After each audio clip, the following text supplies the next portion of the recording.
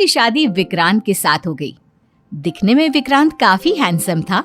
शादी के वक्त विक्रांत और उसका परिवार काफी सभ्य और पढ़े लिखे दिख रहे थे, क्योंकि विक्रांत की नौकरी भी अच्छी खासी कंपनी में थी।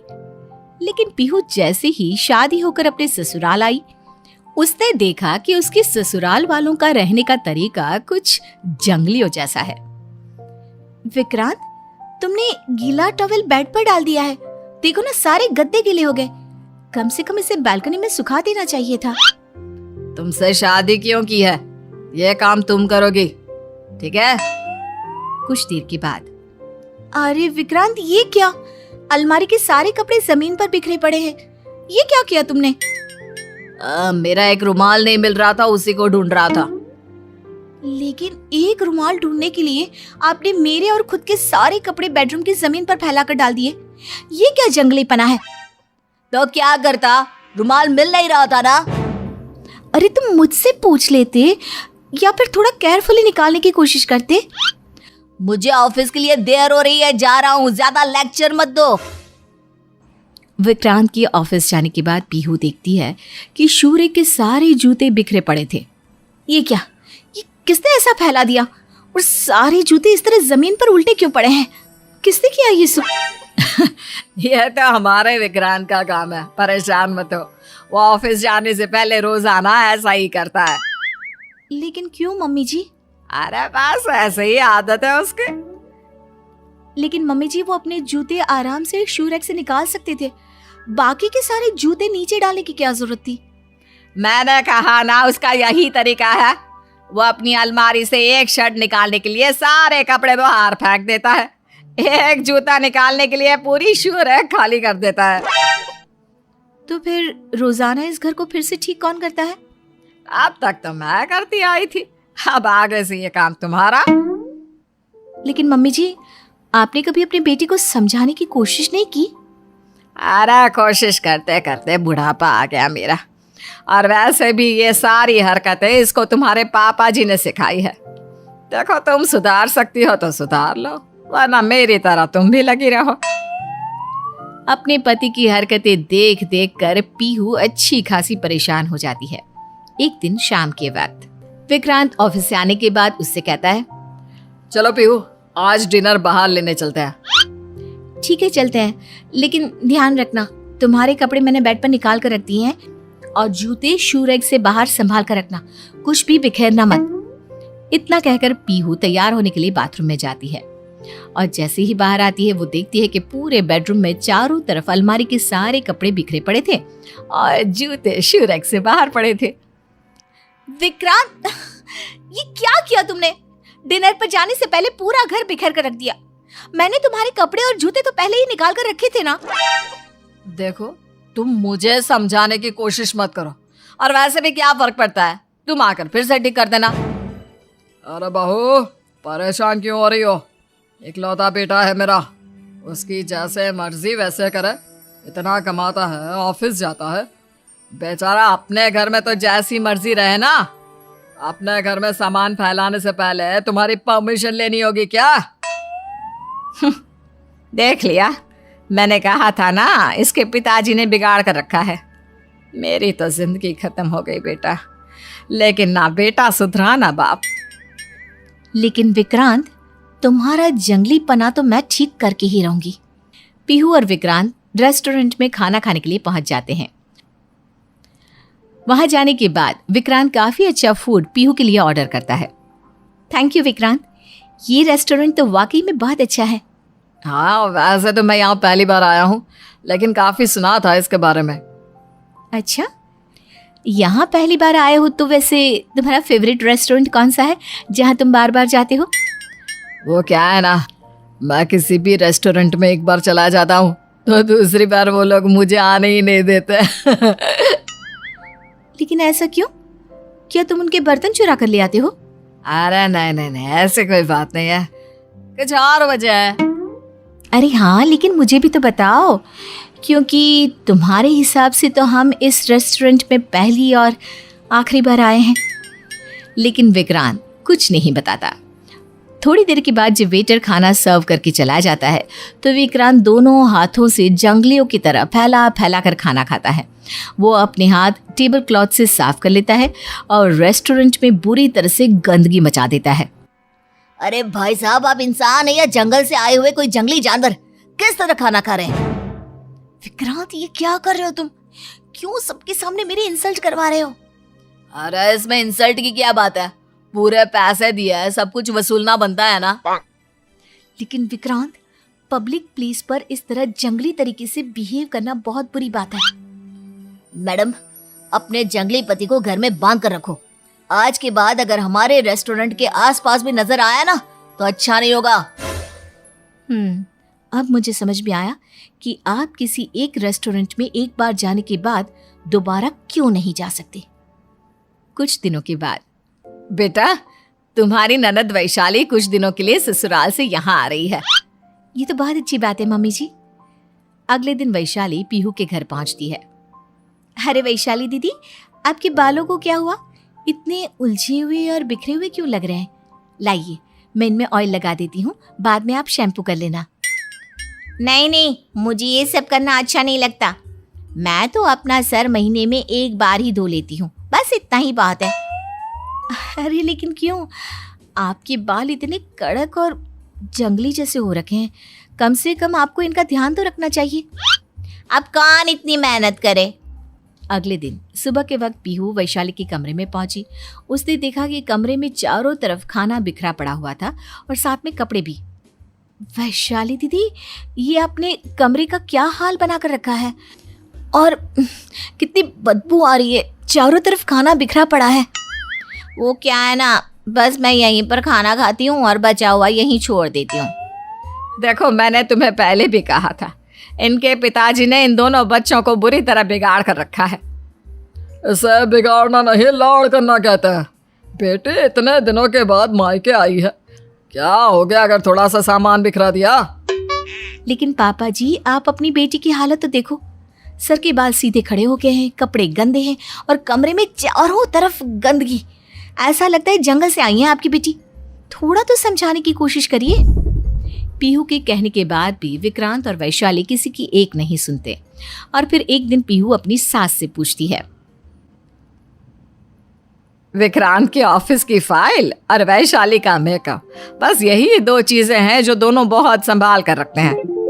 पीहू चुपचाप से जाकर विक्रांत की सारी फाइलें खराब कर देती है, सारे पेपर्स इधर से उधर कर देती है और वैशाली का पूरा मेकअप इधर का उधर कर देती है, पूरी तरह से खराब कर देती है। कुछ देर के बाद, ये क्या है मम्मी? देखो ना, किसी ने मेरा मेकअप पूरा फैला दिया है।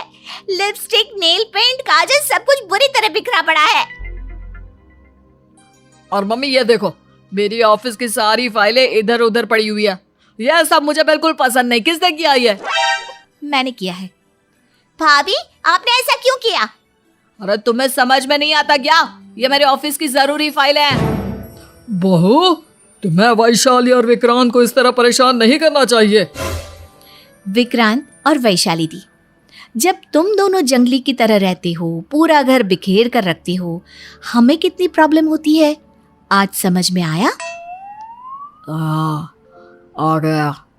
हाँ, अच्छी तरह समझ में आया। आज के बाद हम कभी जंगली की तरह नहीं रहेंगे। हाँ, हमेशा अपनी चीजें संभाल कर रखेंगे। शंकर और उसका परिवार एक अच्छे घर से थे, पर बुरी संगत में रहने की वजह से शंकर को शराब पीने की आदत हो जाती है। ऐसे ही एक दिन, निर्मला, तुम्हारे बेटे की शराब पीने की आदत बढ़ती ही जा रही है। मेरी मानो तो समय रहते तुम अपने बेटे की शादी करा दो। शादी होने के बाद तुम्हारा लड़का सुधर जाएगा। शंकर को सुधारने का अब यही आखिरी रास्ता बचा है। अगर ऐसा है तो ठीक है, मैं अपने बेटे की शादी करवा दूंगी किसी लड़की से। क्या पता शादी करने के बाद सच में वो शराब पीना कम कर दे और कोई काम करने लग जाए। अब कुंती अपनी बहन निर्मला के बेटे के लिए रिश्ता देखती है और बहुत जल्द शंकर का रिश्ता ईशा नाम की लड़की से करवा देती है। ईशा और उसके माता पिता एक गरीब घर से थे। उनके पास इतने पैसे नहीं थे कि वो शादी में दहेज दे सके। इसलिए जब निर्मला ईशा को देखने घर आती है, देखिए बहन जी, भगवान का दिया हुआ हमारे पास सब कुछ है, बस चाहिए तो एक संस्कारी बहू जो शादी के बाद घर की जिम्मेदारियों को बखूबी निभा सके। इसलिए हमें आपसे किसी भी तरह का कोई दहेज नहीं चाहिए। आपका बहुत बहुत शुक्रिया। अगर आप जैसे लोग इस दुनिया में हो तो कोई भी गरीब माँ बाप अपनी बेटी को बोझ नहीं समझेगा।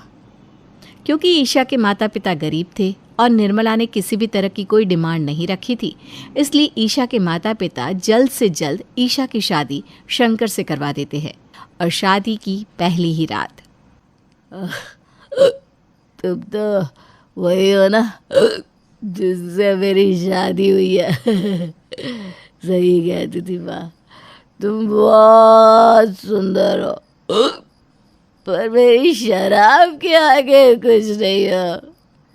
शंकर जी, आपने नशा कर रखा है। इसमें कौन सी बड़ी बात है, वो तो मैं रोज करता हूँ। अरे पूरा मोहल्ले वाले जानते हैं कि शंकर की जान उसकी शराब में फंसती है। इस तरह से शंकर नशे की हालत में बड़बड़ाते सो जाता है। अगली सुबह फिर शंकर घर से निकल जाता है और निर्मला ईशा के पास आकर उससे कहती है, ये लड़का सुबह होते फिर चला गया। बहू तूने पूछा कि कहाँ जा रहा है शंकर? नहीं माँ जी, मैं जब तक उनसे पूछती तब तक वो जा चुके थे। अच्छा माँ जी, मुझे आपसे एक बात करनी थी। हाँ हाँ बोल बेटा, क्या कहना है? माँ जी, शंकर जी इतना ज़्यादा नशा करते हैं और आपने हमें एक बार भी नहीं बताया। लो कर लो बात ईशा बहू, ये बात भी कोई बताने वाली बात थी। और वैसे भी बीवी का कर्तव्य होता है अपने पति को लाइन पर लाने का। और मैं तुझे इसीलिए तो इस घर में लाई हूँ ताकि तू मेरे बेटे को सुधार सके। ठीक है माँ जी, मैं अपनी तरफ से पूरी कोशिश करूँगी। कोशिश नहीं बहू, मुझे रिजल्ट चाहिए। अच्छा अब जाकर तू भी तैयार हो जा, आज तेरी पहली रसोई है ना। ईशा खुद को उस घर में ढालने की बहुत कोशिश करती है, चुपचाप अपने ससुराल वालों की सारी बात मानती है। इसी तरह से कुछ महीने बीत जाते हैं। अब शंकर पहले से भी ज़्यादा नशा करने लगता है। शंकर जी, आज आपने फिर से शराब पी है। आपने मुझसे वादा किया था कि आज आप शराब नहीं पिएंगे। वादा किया ही जाता है ताकि वादे को तोड़ा जा सके। और वैसे भी मेरी शराब भी मेरी बीवी है और उसी ने मुझसे कहा कि पी लो, तो मैंने पी ली। शंकर जी, मैं आपकी इस गंदी आदत से परेशान हो चुकी हूँ। मुझसे बर्दाश्त नहीं होता। अगर आपने शराब पीनी नहीं छोड़ी तब मुझे मजबूरन कोई बड़ा कदम उठाना पड़ेगा। तू होती कौन है मुझे शराब पीने से रोकने वाले? हाँ, मेरा दिल जो करेगा मैं वो करूँगा। हट मेरे रास्ते से। ईशा से शंकर लड़ झगड़ कर घर से चला जाता है। अपने बेटे को गुस्से में जाता देख निर्मला अपना सारा गुस्सा ईशा पर निकालती है। मैंने तो सुना था कि बीवी अपने पति से बहुत प्यार करती है, पर तेरे जैसी बीवी पाकर तो मेरे बेटे के कर्म ही फूट गए। माँ जी, मैं शंकर जी का भला चाहती हूँ, इसलिए उन्हें शराब पीने से रोकती हूँ। अरे क्या हुआ अगर मेरा बेटा थोड़ी सी शराब पी लेता है और तुझे परेशान कर देता है? अरे आखिर है तो तू उसकी बीवी ही ना। क्यों तू अपने पति की इन हरकतों को थोड़ा बर्दाश्त नहीं कर सकती? और बड़ी आई मेरे बेटे का भला चाहने वाली। अगर मेरे बेटे का इतना ही भला चाहती तो उसके शराब पीने से तुझे परेशानी ना होती। इस तरह से निर्मला अपने बेटे का साथ देती है और बहू को ही खरी खोटी सुनाती है। अब समय यूं ही बीत जाता है। समय के साथ अब सभी मोहल्ले वाले और जान पहचान वाले ईशा को शराबी की बीवी कहकर बुलाने लगते हैं। पता नहीं कैसी पत्नी है जो अपने पति को शराब पीने से भी नहीं रोक सकती। अरे इसका पति शराब पीकर नशे में यहाँ वहाँ पड़ा रहता है, इसको कोई रोकने टोकने वाला है नहीं, इसलिए तो ये अपने पति को शराब पीने से नहीं रोकती। अगर इसने अपने पति को शराब पीने से रोका होता तो आज का शंकर शराब पीनी छोड़ नहीं देता। अपने मोहल्ले की औरतों की ऐसी बातें सुनकर ईशा को बहुत बुरा लगता है और वो बिना सब्जी लिए ही घर आ जाती है और फूट फूट कर रोने लगती है। उसी वक्त उसके पिताजी का फ़ोन आता है और ईशा की रोती हुई आवाज़ सुनकर कहते हैं, अरे ईशा बेटा, तू रो क्यों रही है? मुझे बता क्या हुआ? पिताजी, मैं अपने ससुराल वालों से परेशान हो चुकी हूँ, खासकर शंकर और उनकी शराब से। निशा बेटा, दामाद जी ने अब भी शराब पीनी कम नहीं की? पिताजी, शंकर जी ने तो अब पहले से भी ज़्यादा शराब पीनी शुरू कर दी है। पहले तो वो एक बार पिया करते थे, पर अब उनकी सुबह भी शराब से होती है और रात भी शराब से। अब तो सब मुझे शराबी की बीवी कहने लगे। मुझसे अब ये ताने और सहे नहीं जा रहे। अरे ईशा बेटा, रो मत। तेरे माता पिता है ना तेरे साथ, सब ठीक हो जाएगा। हमने एक बार गलती कर दी, पर अब हम उस गलती को सुधारेंगे। अपने पिता से बात करने के बाद ईशा को थोड़ा अच्छा लगता है, पर तभी शंकर शराब पीकर घर आता है और इस बार शंकर अपनी सारी हदें पार कर देता है। करम जली गई थी, किससे बात कर रही थी अभी? शंकर जी, जुबान संभाल के बात कीजिए, नहीं तो मैं भूल जाऊंगी कि आप मेरे पति हैं। मुझसे जुबान लड़ा दिया, मुझे कहती है जुबान संभाल कर बात करो। इतना बोलकर शंकर ईशा को खूब मारता है। कुछ देर बाद निर्मला ईशा के कमरे में आती है और उसकी चोट के निशान देखकर कहती है, बहू, मैंने तुझे कितनी बार समझाया है कि जब शंकर नशे में रहे तो उससे मुंह मत लगाया कर, उसकी थोड़ी बातें सुन लिया कर ना। अब देख उसने तेरी क्या हालत कर रखी है। माँ जी, आप अभी भी अपने बेटे का ही साथ दे रही हैं। आप एक औरत होकर एक औरत का दर्द कैसे नहीं समझ सकती? ईशा की ऐसी बातें सुनकर निर्मला मुंह बनाकर वहां से चली जाती है। और जब ईशा के पिता को ईशा की इस हालत के बारे में पता चलता है तो वो बिना समय गंवाए अपनी बेटी को लेने उसके ससुराल पहुंच जाते हैं। बहन जी, हमें नहीं पता था कि हम अपनी बेटी को स्वर्ग नहीं नरक में भेज रहे थे। हमने सोचा था कि इतने अच्छे घर की बहू बनकर मेरी बेटी राज करेगी, पर मुझे नहीं पता था कि आपका बेटा एक नंबर का शराबी है और मेरी बेटी के माथे पर जिंदगी भर के लिए शराबी की बीवी होने का कलंक चढ़ जाएगा। भाई साहब, हम शांति से बैठकर बात कर सकते हैं ना? आखिर हमारे बच्चों की जिंदगी का सवाल है। और रही बात शंकर के शराब पीने की आदत की, तो वो तो समय के साथ अपने आप छूट जाएगी। आप बेकार में ही छोटी सी बात का बतंगड़ बना रहे हैं। समधन जी, आपके लिए ये छोटी सी बात हो सकती है, पर मेरे लिए नहीं। मैं आपसे पूछता हूँ, आज मेरी बेटी के साथ जो हो रहा है, कल को वही आपकी बेटी के साथ होता तो आप क्या करती? ईशा के पिता का ये सवाल सुनकर निर्मला की बोलती बंद हो जाती है और वो चुपचाप खड़ी हो जाती है। अपनी बेटी की शादी आपके बेटे से करवाकर मैं पहले ही एक बार गलती कर चुका हूँ। अब अपनी बेटी को एक शराबी के हाथों में सौंप कर मैं दूसरी गलती नहीं करना चाहता। इसलिए मैं ये रिश्ता तोड़ता हूँ और अपनी बेटी को अपने साथ ले जा रहा हूँ। इस तरह से ईशा सारे रिश्ते तोड़कर अपने पिता के साथ अपने घर चली जाती है और वहीं रहकर अपनी जिंदगी की एक नई शुरुआत करती है। अगर आज के समय की बात करें तो आप हर किसी के मुंह से बस एक ही बात सुनेंगे, और वो ये है कि आजकल लड़कियां ही नहीं मिल रही, शादी ही नहीं हो रही। ऐसे में लड़कियों की डिमांड तो जैसे बढ़ ही गई है और कुछ लड़कियां तो आजकल हवा में उड़ने लगी हैं। रिया और अनुज का नया नया रिश्ता पक्का हुआ था। दोनों के माता पिता ने ये रिश्ता तय किया था और दोनों के परिवार वाले खुश थे। अनुज भी अपनी नई जिंदगी को लेकर सपने देखने लगा था। रिया और अनुज का स्वभाव बिल्कुल अलग था, पर यही तो एक रिश्ते की खासियत होती है कि दो अलग अलग लोग साथ मिलकर एक रिश्ता निभा लेते हैं। पर यहाँ पर रिया की ख्वाहिश कुछ अलग थी। रिया और अनुज बाहर घूमने आए हैं। अनुज, ये कैसी सस्ती जगह में ले आए हो मुझे तुम? अरे ये जगह इतनी बुरी नहीं है रिया, यहाँ का खाना बहुत अच्छा है, तुम खा कर तो देखो। खाने से क्या मतलब है? मुझे सोशल मीडिया पर फोटो डालनी होगी, तो क्या इस ढाबे स्टाइल होटल की फोटो डालूं मैं?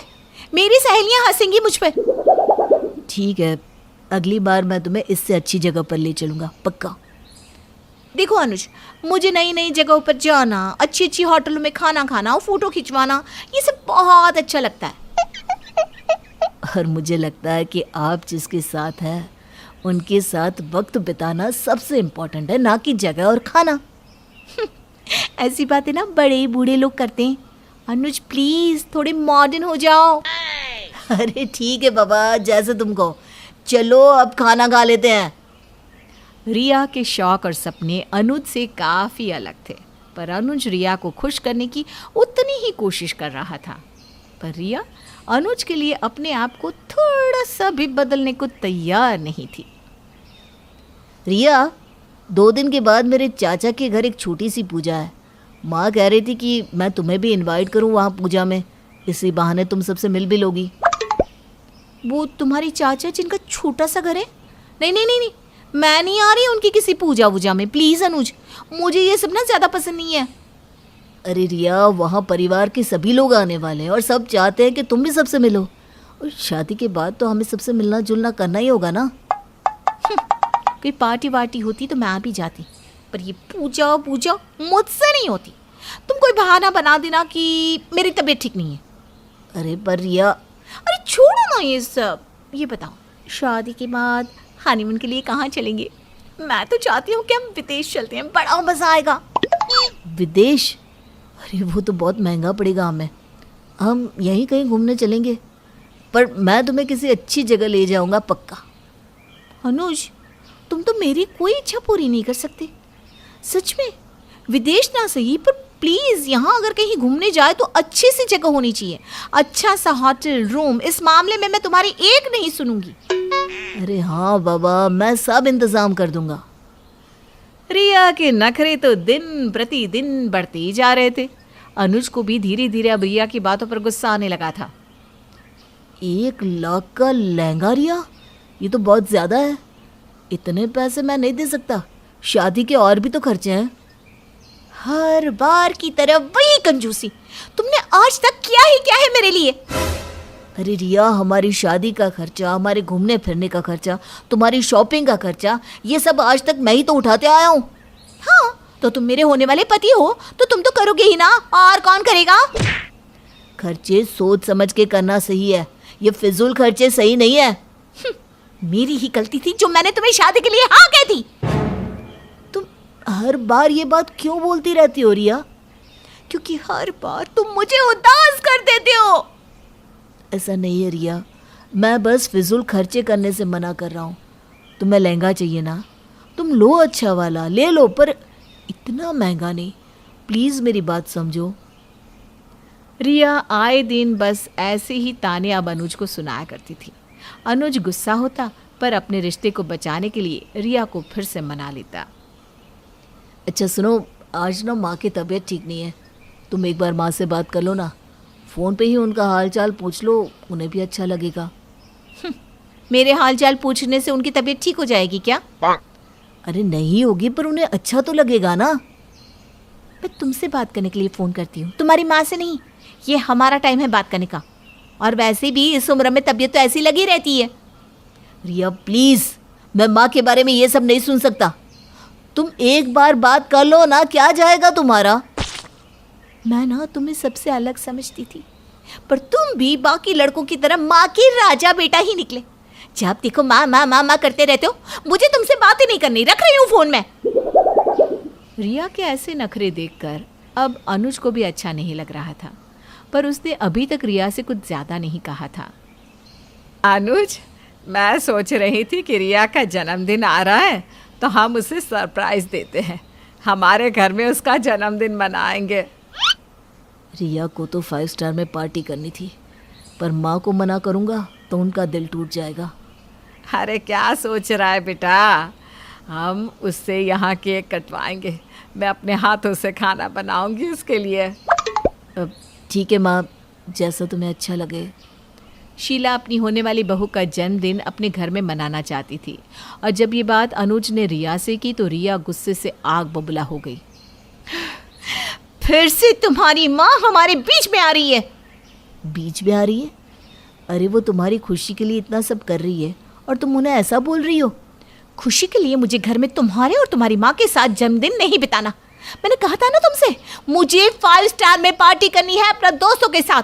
फिर ये क्या है? अरे माँ की ये इच्छा थी कि वो अपनी होने वाली बहू का जन्मदिन अपने घर में मनाए, तो वो खुद अपने हाथों से तुम्हारे लिए खाना बनाना चाहती है। हाँ तो वो तो करेंगी ही, क्योंकि वो तो चाहती है कि मैं तुम्हारे साथ बाहर ना जाऊं, पार्टी ना करूं। ऐसा कुछ नहीं है, तुम हमेशा की तरह गलत सोच रही हो। देखो अनुज, आज मैं तुम्हें कह रही हूँ आखिरी बार, तुम्हें तुम्हारी माँ और मुझ में से किसी एक को चुनना होगा। मैं नहीं झेल सकती ऐसे तुम्हारी माँ को। बस अब बहुत हो गया, बहुत झेल लिए तुम्हारे नखरे। तुम शादी के पहले इतने नखरे कर रही हो, शादी के बाद पता नहीं क्या करोगी। मैंने बहुत कोशिश की तुम्हें समझाने की, इस रिश्ते को निभाने की, पर अब बस, मैं अब इस रिश्ते को और सगाई को अभी तोड़ता हूँ। मुझे नहीं करनी शादी तुमसे। मैं ऐसी लड़की से शादी नहीं कर सकता जो मेरी और मेरे घर वालों की इज्जत नहीं करती। अनुज ने उस दिन रिया से सगाई तोड़ दी। हालांकि उसके मन पर भी गहरी चोट लगी थी, लेकिन उसे समझ में आ गया था कि रिया के नखरे झेलने लायक नहीं हैं। हर बार रिश्ता टूटने पर ससुराल वाले ही बुरे थे, ये कहने वाले लोगों को रिया जैसी लड़कियों की असलियत भी जाननी ज़रूरी होती है।